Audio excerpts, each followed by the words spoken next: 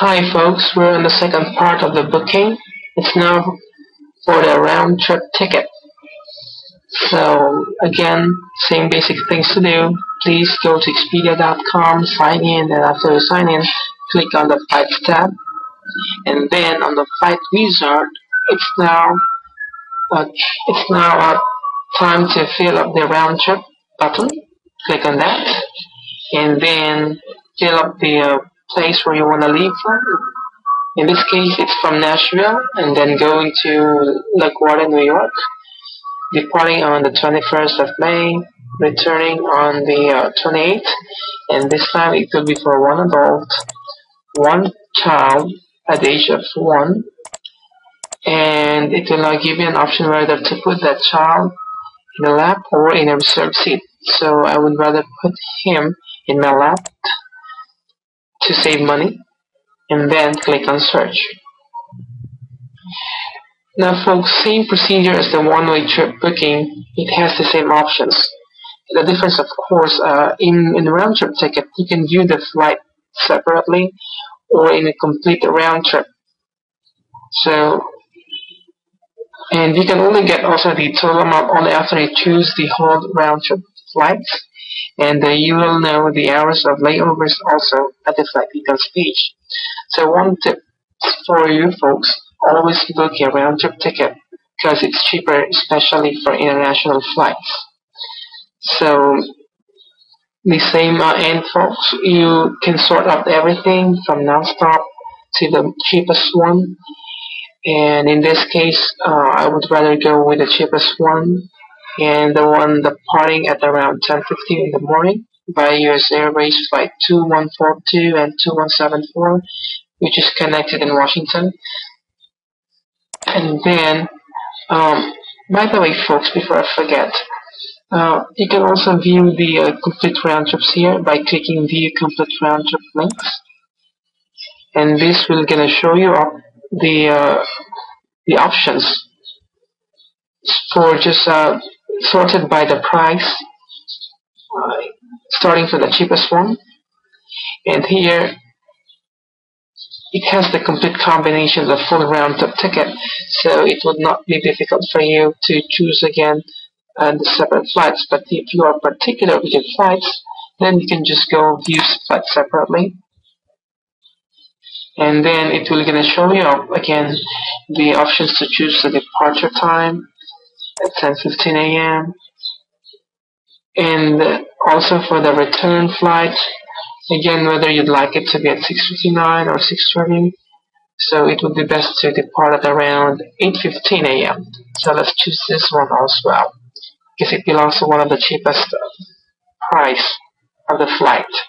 So after you have chosen the flight, again, and after you have reviewed the flight details, all you have to do again is accept the rules and restrictions by clicking on this box here. Okay, so let's again review the flights we have on your departure on the 21st of May. It has a 1 hour layover, 12:15 arrival in Washington, and departure again at 2 p.m. And on the return, it will gonna arrive at, it will be connected in Charlotte, arriving at around 10:17 and departing again 11:50. So it's more than an hour, so that would be sufficient, folks, to have that kind of layover. So again, please review your rules and restrictions. Tickets are non-refundable. A fee of $150 per ticket in case of itinerary changes. Tickets are non-transferable. Name changes are not allowed. Prices do not include baggage fees or other fees charged directly by the airline. So now click on the box and continue with the booking. It will direct you first for the trip preference. So in case you already have the names and fill up the traveler's name in your account, all you have to do is choose on the drop-down menu the names of the travelers. So in this case, it's been auto-filled up with the phone numbers, gender, the date of birth, and for the infant, I already put here Michael James. His date of birth is 4/29/2010. And then I have to click on continue booking, and it will now give me the options to choose the flights. So it's now up to us to whether choose what word you want to seat. And as you will see, there is one flight here that will not give you an option of the seat pointer. This seat pointer here will be given to you after you have booked successfully the reservation. So in the first flight, let me just choose the one here near the window. Now you'll see that there is a pop-up menu or a pop-up information for you to learn more about the seats. So these are the seats information that you will get. So in this case, let me choose this one, 9F, for departure, and then for the return, I want to choose this one. Let's say near the exit, and then on the other flight to be that one. So folks, another reminder that the seat request will be forwarded by Expedia to the airlines, and of course they cannot guarantee you that the request will be honored.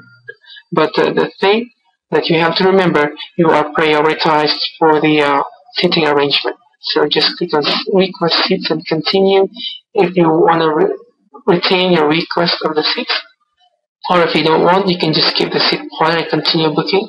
In this case, since we have chosen the seats, let's click on request seats and continue. So now we are on the billing page, and that's what we call a trip summary. Please review the trips again, the total price, the type of ticket, if it's round trip, the traveler's names, and the flight details here. And folks, you are given one of the differences between the round trip ticket and the runway is that in the round trip, it will also gonna give you an option to purchase an insurance. So in this case, you can just click on the radio button of flight protection, or say no thanks. It's mandatory for you to click on these buttons here. Otherwise, the reservation will not gonna proceed. In this case, I will not gonna purchase the insurance. And then here we go. The only thing remaining here is to put in here your credit card information. And after you put all the details here, you can just click on complete this booking.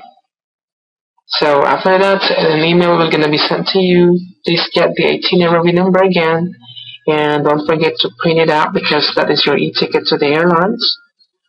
And the same reminders, please bring your valid passport or your driver's license, as the case may be, your valid major credit card, etc. Please do call the airlines 24 hours prior the departure time for you to reconfirm the flight. And please check in at least 2 hours before departure. Because that's in case for the domestic. And as for the international flights, you have to call the airline 72 hours prior departure for you to reconfirm the flight, because we're not sure whether there's a bad weather that will gonna occur. So of course for the check-in time, it should be not less than 3 hours before departure time. That's for the international flight. And in case you have questions pertaining to the reservation, just give a call to Expedia.com at 1-800-EXPEDIA. So that's it, folks, and it's good to go now. It's now turn for you to book your own round trip ticket. Thank you, and have a nice watching.